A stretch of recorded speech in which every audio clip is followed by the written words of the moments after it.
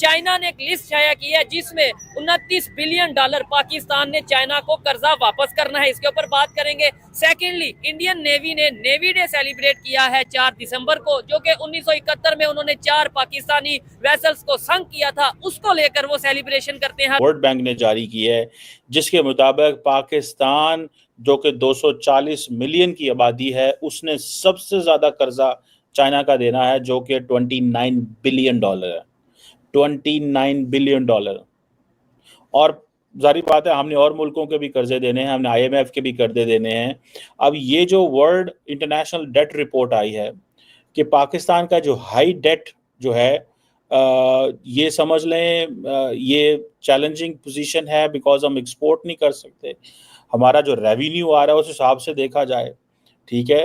India आग के साथ खेल रहा है और ये तबाह बर्बाद हो जाएगा, क्योंकि पाकिस्तान अगर कमजोर हुआ, पाकिस्तान की जड़ें खोखली हुई, तो पाकिस्तान का ये बम है, ये इंडिया के लिए बना और इंडिया भी चलना है। अच्छा सर, इधर 2-3 चीजों से मैं डिसएग्री इस तरीके से करता हूँ। मुझे बताएं, आपने बोला पाकिस्तान को कमजोर इंडिया कर रहा है।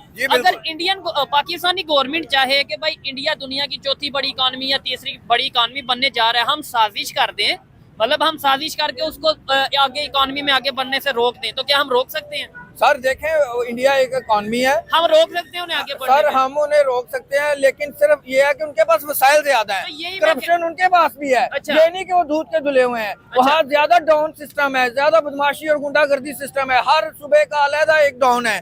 पाकिस्तान में इतना ज्यादा वो बदमाशी वाला सिस्टम नहीं है, लेकिन वहाँ पे उनके वसाइल ज्यादा है, उनके पोर्ट ज्यादा है। तकसीम में 32 लाख मरबा किलोमीटर का एरिया उन्हें मिल गया। सर इधर एक चीज ये भी है ना, आप देखिए, आप कह रहे हैं कि वहाँ पे ये सब, मैं एक मिनट के लिए मान लेता हूँ करप्शन वहाँ पे ज्यादा, मैंने ये भी मान लिया बदमाशी वहाँ पे ज्यादा, मैंने ये भी मान लिया कि वहाँ पे हर वो काम जो इलीगल है वो वहाँ पे ज्यादा। लेकिन क्या वजह कि दुनिया की 5वीं चौथी बड़ी इकॉनमी वो बन गए? क्या वजह चांद पे वो पहुंच गए? क्या वजह कि उनका पासपोर्ट की वैल्यू हमारे पासपोर्ट से ज्यादा है? क्या वजह कि आज उनका एजुकेशन लेवल हमारे एजुकेशन लेवल से बेहतर है? क्या वजह कि दुनिया की टॉप जो सी कंपनीज हैं उनके CEO हमें इंडियन या इंडियन ओरिजिन मिलते हैं? क्या वजह कि उनके प्राइम मिनिस्टर जहाँ पे जाते हैं उन्हें रेड कारपेट के साथ प्रोटोकॉल दिया जाता है, और हमारे प्राइम मिनिस्टर जिधर जाते हैं हम अगले समझ जाते हैं कि ये कुछ ना कुछ लेने आया है। हेलो दोस्तों, जैसा कि अपने हाईलाइट में देखा, पाकिस्तान की आर्थिक दुर्दशा किसी से छिपी नहीं। कर्जा के दलदल में फंसे इस देश की हालत इतनी खराब है कि यह अपने अस्तित्व के लिए चीन के सहारे टिका हुआ है। विश्व बैंक के ताजा अंतर्राष्ट्रीय श्रम रिपोर्ट 2024 के अनुसार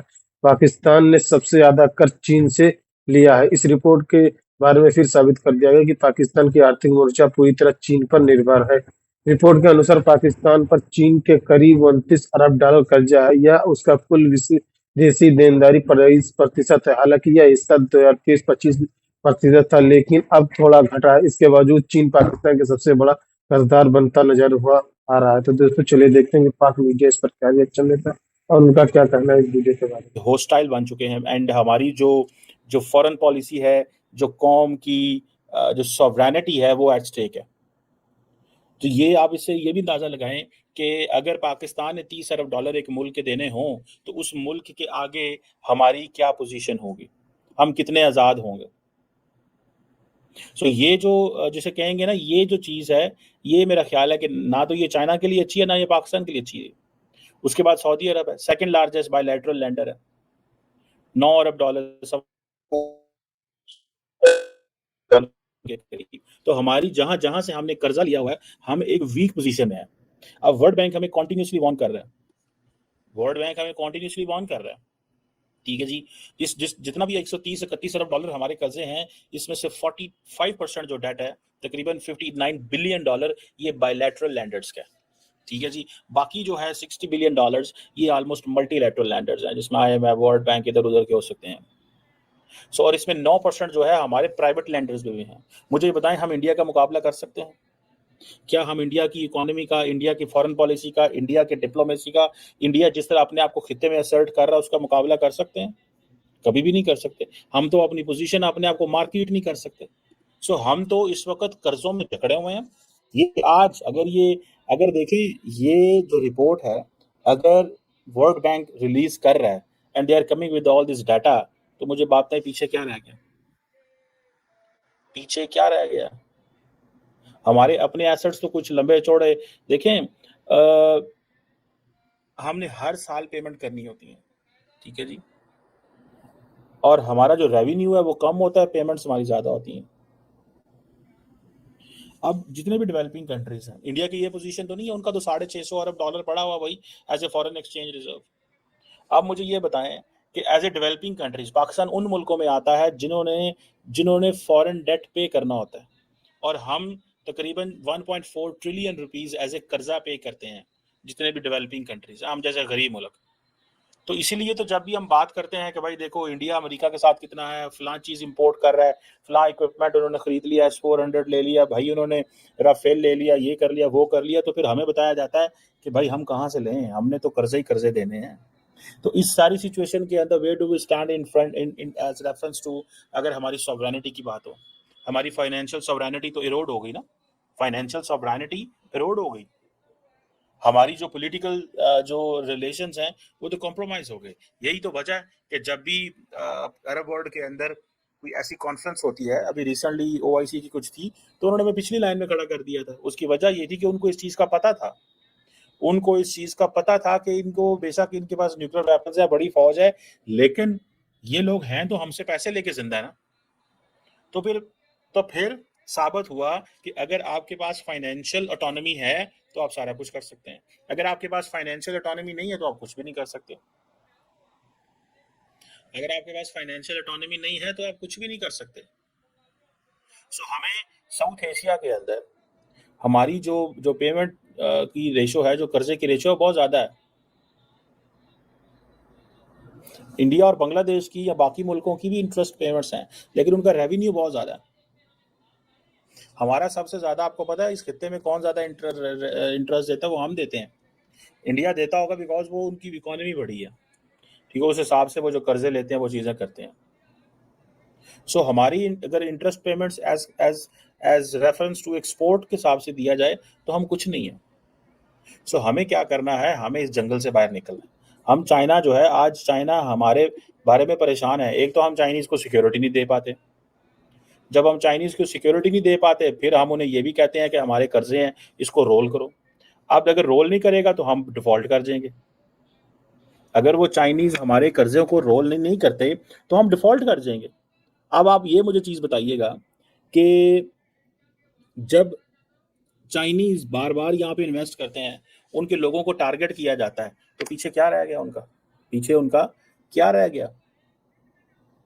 उनका पीछे क्या रह गया कि एक तरफ वो कहते हैं जी हम बंदे भी मरवाएं, और वो कहते हैं जी हाँ हम क्यों इन्वेस्ट करें। जिस बंदे के पास पैसा है और उसको बताया जाए कि चलो बलूचिस्तान में जाके इन्वेस्ट करो, तो वो जाएगा वहाँ पे इन्वेस्ट करने। मुझे ये बताएं, इतना कुछ अगर वहाँ पे गलत है, मैं ये समझता हूँ हमारे मीडिया ने कहीं ना कहीं ऐसी नफरतें बखेर दी हैं जो कि हमें खत्म करने की जरूरत है। सर बिल्कुल आप ठीक कह रहे हैं, लेकिन इंडिया में गुर्बत भी बहुत है। मैंने तो पीछे ये पढ़ा है कि वहाँ पे तो वॉशरूम नहीं है, जैसे लोगों के लिए, लोग ऐसी ये वही बात है ना, हमने तो मूवीज देखी है कि वॉशरूम नहीं है, और लेकिन गुर्बत इंतहाई बहुत ज्यादा है। लेकिन जो उनका अशरफिया है, जो उनकी जो ब्यूरोक्रेसी है, जो उनका बिजनेसमैन तबका है, वो इस वक्त खुशहाल है, शहरों में वहाँ पे खुशहाली है। लेकिन गरीब वहाँ पे जहाँ उनकी आबादी के तनासुब से देखें तो जो एक गुर्बत की सतह से नीचे बहुत ज्यादा दुनिया रह रही है। इंडिया दूध का धुला नहीं है। नहीं, इंडिया में मैं तो ओपनली कहता हूँ करप्शन वहाँ पे होगी, लेकिन मेरा सवाल आप समझे नहीं, अगर इतना कुछ गलत हो रहा है और पाकिस्तान में इतना कुछ सही हो रहा है तो हमें आगे होना चाहिए, हमारी रिस्पेक्ट ज्यादा होनी चाहिए। मेरी बात सुने, इधर आईफोन का ऑफिशियल स्टोर पाकिस्तान में खुलना चाहिए, टेस्ला पाकिस्तान में आना चाहिए, बड़ी बड़ी कंपनीज को पाकिस्तान में आना चाहिए। इधर से तो PSO अपना शेल का पंप यहाँ से चले गए, यहाँ से और वो मेडिसिन की कंपनी चली गई। मुझे ये बात नहीं समझ आती, एज ए वकील, एज ए एजुकेटेड पर्सन, मुझे ये समझाए ना कि बेटा ये चीज है। जो पॉलिसी साजों की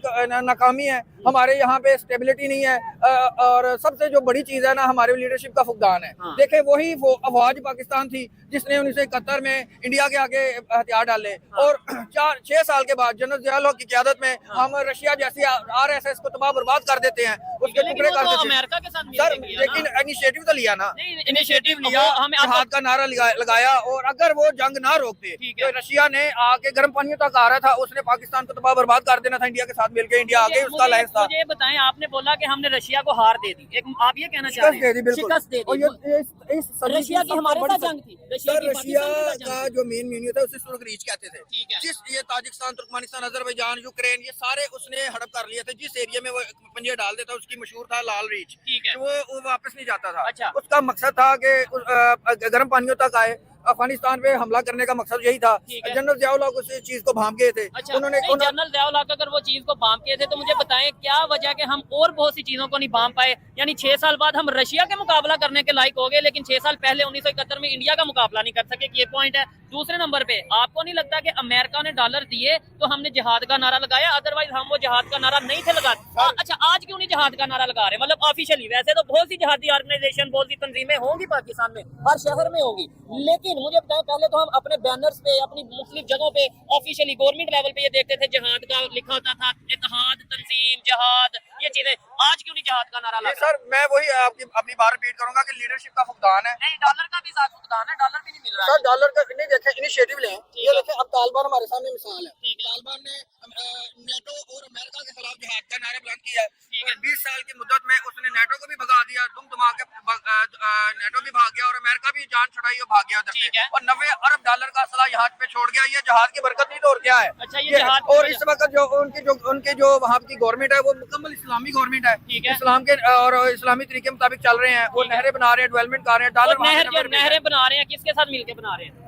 सर चाइना के साथ चाइना के साथ मिलके बना रहे हैं। वहाँ की जो समझ लें कि भाई पार्लियामेंट की बिल्डिंग है, वो आपको पता है किसने बनाई है? चाइना ने बनाई। नहीं, इंडिया ने वो वहाँ पहले पे- बनाई थी, पहले दौर में, करजई के दौर में या अशरफ गनी नहीं, के अभी दौर भी में। वहाँ पे उनके इंडिया के साथ रिलेशन बेहतर है। इंडिया- अगर वो चाइना के साथ रिलेशन बेहतर कर सकते हैं, नॉन मुस्लिम कंट्री है ना चाइना, जी जी। इंडिया भी नॉन मुस्लिम मतलब सेकुलर कंट्री है, अगर वो अफगानिस्तान जहाँ पे आप कह रहे हैं कि मुकम्मल वहाँ पे शरी निजाम है, तो वो लोग अगर इंडिया चाइना इनके साथ रिलेशन बेहतर कर सकते हैं तो हम क्यों नहीं कर सकते? मुझे ये बताएं। सर बिल्कुल हमें करना चाहिए। हमें ना सिर्फ अफगानिस्तान के साथ ताल्लुकात अच्छे करने चाहिए, ईरान के साथ अच्छे करने चाहिए, हाँ बरादर इस्लामी मुल्क है, और चाइना के साथ अच्छे करने चाहिए। मैं तो इंडिया का भी हामी हूँ। तो मैं तो ये कहता हूँ- मैं तो खुद कहता हूँ इंडिया के साथ ताल्लुकात बेहतर करें। नहीं, कश्मीर लेकिन का- लेकिन जब तक हम ये इल्जामात लगाते रहेंगे ना, यानी मेरी और आपकी दुश्मनी है या नाराजगी है, मैं डेली प्रोग्राम पे आके ये कहूँगा भाई ये सर जो से झूठ बोल रहे हैं, सरासर झूठ बोल रहे हैं, और साथ में ऑफ दी कैमरा कहूँगा यार मैं आपसे दोस्ती करना चाहता हूँ, तो क्या मेरे से दोस्ती सर, करेंगे? मैं आपको आप मेरी वीडियो नहीं को आपके तौर से एक पैगाम देना चाहता हूँ कि हाँ।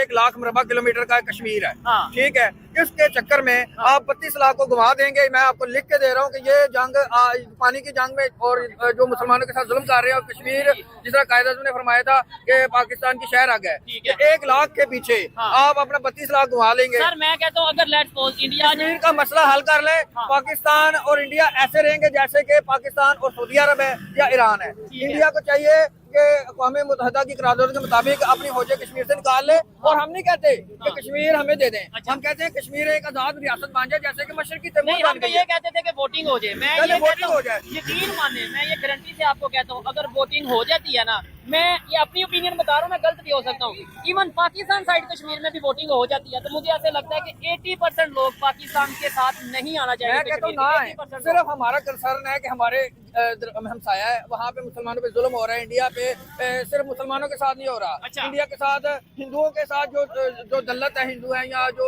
शूदर हिंदू हैं, जो कम निचली जात के, उनके साथ जुल्म हो रहा है। अच्छा। ईसाइयों के साथ जुल्म हो रहा है और हर अक़लियत के साथ जुल्म हो रहा है। इंडिया इतना ये जैसे आपने ये बातें की कि इंडिया में क्रिश्चियंस के साथ जुल्म हो रहा है, मुसलमानों के साथ जुल्म हो रहा है, निचली जात के हिंदुओं के साथ हो रहा है। हिंदुओं के साथ, मुझे कोई एग्जांपल देंगे यार? ये देखो भी ये हफ्ता पहले या महीना पहले या 2 महीने पहले ये बड़ा वाकया वायरल हुआ था, ये बड़ी खबर चली थी कि इंडिया में ये जुल्म हुआ है। मैं आपको इधर से देखें, मेरा बहस करने का मकसद ये नहीं है कि भाई मैं कहूँ कि इंडिया में अच्छा सब अच्छा, मेरा मकसद ये है कि हम सिर्फ जो मीडिया से सुन लेते हैं ना उस पर अमल ना करें। इधर पाकिस्तान में जड़ावाला का वाकया हुआ, किसके साथ हुआ? सर क्रिश्चियन के साथ क्रिश्चियन हुआ। के साथ। सिंध में जो मंदिर डिमोलिश हुआ वो किसके साथ हुआ? बिल्कुल आप- हिंदुओं के साथ हुआ। लेकिन आप और देखिए- इवन हिंदू और क्रिश्चियन तो दोस्तों जैसा कि आपने वीडियो में देखा, चीन के बाद सऊदी अरब के स्थान आता है, जिसने पाकिस्तान को 9.16 अरब डॉलर का कर्जा दिया है। विश्व बैंक की रिपोर्ट बताती है कि पाकिस्तान इस साल अंतर्राष्ट्रीय मुद्रा कोष IMF के सबसे ज्यादा कर्ज लेने वाला शीर्ष 3 देशों में शामिल है। पाकिस्तान के कुल वैश्विक कर्जा जिसमें IMF का कर्जा भी शामिल है, 130.85 अरब डॉलर तक पहुंचा चुका है। यह कर्जा पाकिस्तान के निर्यात 325% से उसकी संकलन राष्ट्रीय आय 39% है। पाकिस्तान का आर्थिक स्थिति बेहद कमजोर है, कर्ज के बोझ में इतना अधिक है कि उसका राजस्व और निर्यात दोनों ही इसे संभालने में नाकाफी साबित हो रहा है। राजस्व के अनुपात कर्जा का यह स्तर पाकिस्तान के बदहाल राजकोषीय स्थिति पर प्रतीक है। चीन के पाकिस्तान पर बढ़ता दबदबा कई सालों खड़े करता रहा। एक तरफ चीन पाकिस्तान को अरबों डॉलर कर्जा देता रहा, तो दूसरी तरफ वह इसे अपनी रणनीति के महत्वाकांक्षाओं को इस्तेमाल करता रहा। पाकिस्तान को कर्जा देने चीन के ड्रैगन डिप्लोमेसी का हिस्सा था, जिसका मकसद छोटे और कमजोर देशों को अपने कर्जे जाल में फंसाकर उन्हें अपने हित के लिए इस्तेमाल करना। पाकिस्तान की सरकार की सेना के दिनों ये चीन कर्ज और मदद पर निर्भर है। शहबाज शरीफ की सरकार पर अपने कर्ज का आदियों के असमर्थ है और चीन के दो टुकड़े पड़ने की मजबूर है। तो दोस्तों वीडियो कैसा लगा अपनी राय कमेंट बॉक्स में जरूर दें। वीडियो पसंद है तो लाइक और सब्सक्राइब करना ना भूलें।